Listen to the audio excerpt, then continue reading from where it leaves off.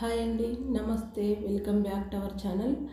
మనం లలితా నవరాత్రులు అప్పుడే 6వ రోజు రానే వచ్చిందండి. మనం ఇప్పుడైతే 6వ రోజులో ఉన్నాం కదా.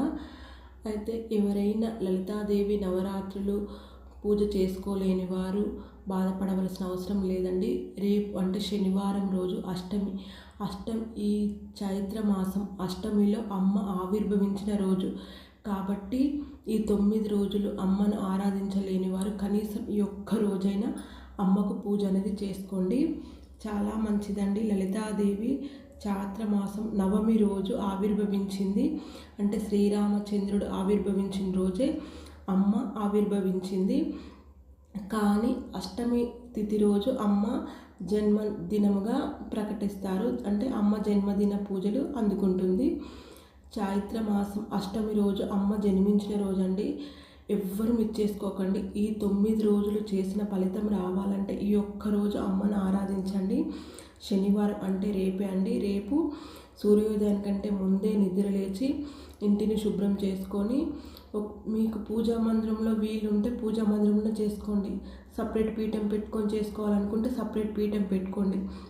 ఇంకా అదంతా ఏమి మీకు అవకాశం లేకపోతే ఒక చిన్న పసుపు ముద్ద రూపంలో అమ్మను తయారు చేసుకొని అక్కడ పెట్టుకొని అమ్మకు సోడపచార పూజ చేసుకొని అమ్మ అష్టోత్తరము మీకు చదవడం వస్తే చదవండి, లేదంటే ఫోన్లో పెట్టుకొని వినుకుంటూ అమ్మకు కుంకుమ పూజ చేసుకోండి. ఇలా అమ్మ ధూపదీప నైవేద్యాలు సమర్పించి పరమాన్నం నైవేద్యం పెట్టి అమ్మకు హారతి ఇచ్చి ఇలా రేపు ఒక్కరోజైనా మీరు పూజ అనేది చేసుకోండి. ఇంట్లో వీలు కాని వారు కనీసం టెంపుల్కి వెళ్ళైనా కూడా అమ్మకు ఒక నమస్కారం చేసుకొని అమ్మకు పసుపు కుంకుమలు తీసుకొని వెళ్ళి అమ్మకి ఇచ్చుకొని ఒక నమస్కారం చేసుకొని నాకు ఇంత వీలైందమ్మా, నీ ఆరాధన నేను ఇలానే చేసుకున్నానని అమ్మకు ఒక దండం పెట్టుకొని ఒక 5 మంది ముత్తైదులకు మీకు శక్తి ఉంటే పసుపు కుంకుమలు ఇవ్వండి. లేదంటే అమ్మకు ఒక్కదానికి ఇచ్చుకొని అమ్మకు ఒక నమస్కారం చేసుకొని రండి. కానీ రేపు ఎవ్వరు మిస్ చేసుకోకండి. అమ్మ జన్మించిన రోజు కాబట్టి అమ్మ జన్మదినం రోజు కనీసం మీరు ఒక పసుపు ముద్ద రూపంలోనే ఇంట్లో పూజ చేసుకోండి. ఇంట్లో వీలు కాని వారు టెంపుల్కి వెళ్ళైనా పూజ అనేది చేసుకోండి. ఈ 9 రోజులు మేము చేసుకోలేదు అని బాధపడవలసిన అవసరం లేదండి. ఈ ఒక్క రోజు చేసినా మీరు 9 రోజులు చేసిన ఫలితం అయితే కలుగుతుంది. మీకు ఇంట్లో వీలైతే ఇంట్లో పూజ చేసుకోండి. ఇంట్లో వీలు కాని వారు మీకు దగ్గరలో ఏ అమ్మవారి టెంపుల్ ఉన్నా ఆ టెంపుల్కి వెళ్ళి లలితమ్మగా భావించి అమ్మకు ఒక నమస్కారం చేసుకొని పసుపు కుంకుమ పండ్లు తాంబూలంగా ఇచ్చి నమస్కారం చేసుకొని రండి. అంతేనండి. ఎలాంటి నియమాలు కూడా పాటించడం అవసరం లేదు.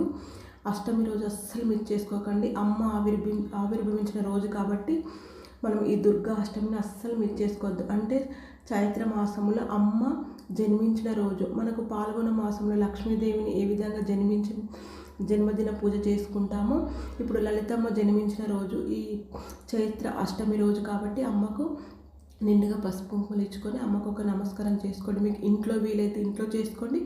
ఇంట్లో వీలు కాని వారు మీకు దగ్గరలో ఏ అమ్మవారి టెంపుల్ ఉన్నా ఆ అమ్మవారి టెంపుల్కి వెళ్ళి అమ్మకు పసుపు కుంకుమలు అనేది ఇచ్చుకోండి. అమ్మ జన్మించిన రోజు కాబట్టి ఈ ఒక్క రోజు అమ్మ ఆరాధన చేసుకుంటే మనం ఈ 9 రోజులు చేసిన ఫలితం అయితే ఖచ్చితంగా కలుగుతుంది. ఈ 9 రోజులు చేయలేని వారు అష్టమి రోజు ఖచ్చితంగా అమ్మ ఆరాధన అనేది చేసుకోండి. ఇంతేనండి. మరొక మంచి వీడియోతో మళ్ళీ కలుసుకుందాం. Thank you for watching.